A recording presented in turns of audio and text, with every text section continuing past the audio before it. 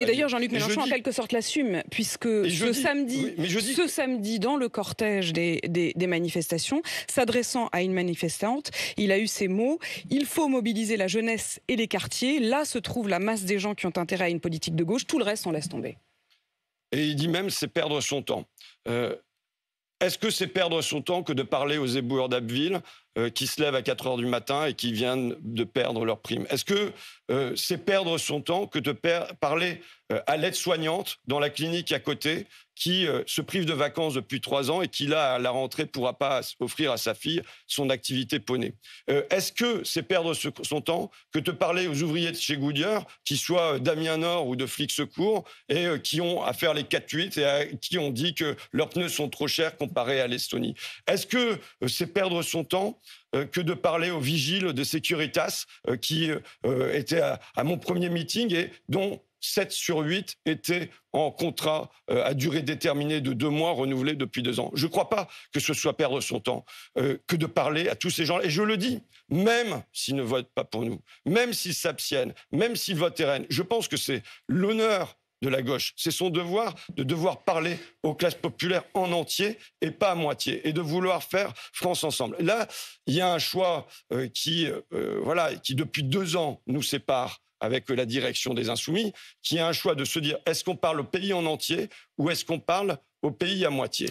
Mais ça veut dire qu'au fond, vous racontez de l'intérieur une forme de clientélisme politique.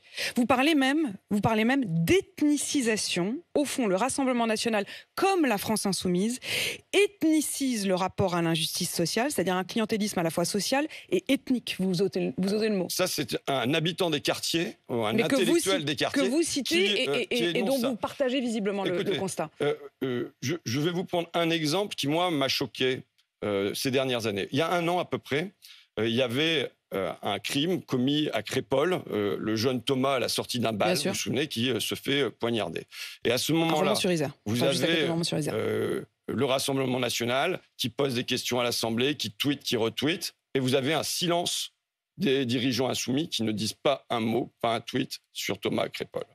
Vous avez 2 jours plus tard, me semble-t-il, un jardinier, Morad, qui se fait poignardé à son tour, étranglé brutalement par un raciste qui le traite de bougnoul en commettant cet acte. Là, vous avez tous les dirigeants insoumis qui tweetent et qui retweetent et qui posent une question à l'Assemblée pendant que le Rassemblement national, lui se tait. Voilà la France que je ne veux pas. C'est-à-dire 2 France qui s'ignorent, qui se font face. Vous aviez d'ailleurs à l'époque réagi aux deux drames. Et oui, il faut choisir selon l'origine, selon le prénom, selon l'agresseur présumé, à qui va aller et à qui ne va pas aller notre compassion. Voilà ce qu'on ne veut pas. Voilà. Et il y a un choix, je le dis, face à une extrême droite qui construit des murs dans le pays. Qui construit des murs entre les vrais Français et les pas vraiment Français. Une extrême droite qui construit des murs entre la vraie France des clochers et la mauvaise France des quartiers. Eh bien, que doit faire la gauche? Est-ce que la gauche doit construire d'autres murs? Ou est-ce que la gauche doit construire des ponts? Est-ce que la gauche doit briser ces murs? Mais quand vous racontez ça de l'intérieur et avec aujourd'hui une forme presque de libération, on le sent de votre propre parole, pourquoi vous êtes si seul? Pourquoi le reste des Insoumis ne disent pas ce que vous dites? Bon, d'abord, il y a un facteur qui est la peur. Sur ce clientélisme, quoi. La peur de qui?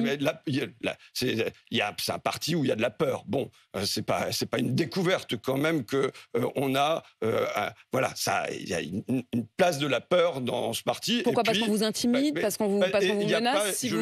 C'est un regret que j'ai, c'est qu'il n'y a pas de place pour, je dirais, débattre, discuter, se contredire, échanger et, je dirais, dépasser les contradictions. Parce que la contradiction que je pose là, elle est dépassable. Moi, je suis partisan, non pas de choisir, non pas de soustraire entre campagne populaire et quartier populaire, mais d'additionner. Et je le pose comme projet politique. Je dis, c'est le faire ensemble. Vous connaissez la phrase d'Antoine de Saint-Exupéry qui dit que s'aimer, ce n'est pas se regarder l'un l'autre, c'est regarder ensemble dans la même direction. Eh bien, je pense que ce qui vaut pour un couple, à savoir que si un couple n'a pas de projet de partir en vacances, d'avoir des enfants, de bâtir un pavillon, ça risque de vite tourner aux petites querelles et à la jalousie. Je pense que c'est vrai pour la société en entier. Et que si jamais elle n'est pas portée par un horizon commun de faire ensemble, de transformer ensemble le pays, eh bien on en vient aux jalousies, aux guerres, et aux guerres sur les différences. Et qu'aujourd'hui, on doit être porté par ce projet. Mais une guerre sur les différences qui ensemble. est nourrie, si on le comprend bien, qui est presque souhaitée, en quelque sorte. C'est-à-dire que ce que vous décrivez de l'intérieur, c'est aussi une gauche qui presque prolifie sur une forme d'opposition entre deux fronts. Je dirais une gauche qui a renoncé, en tout cas qui renonce, qui se dit que c'est un choix de l'abandon. Pour moi, c'est un choix de la défaite.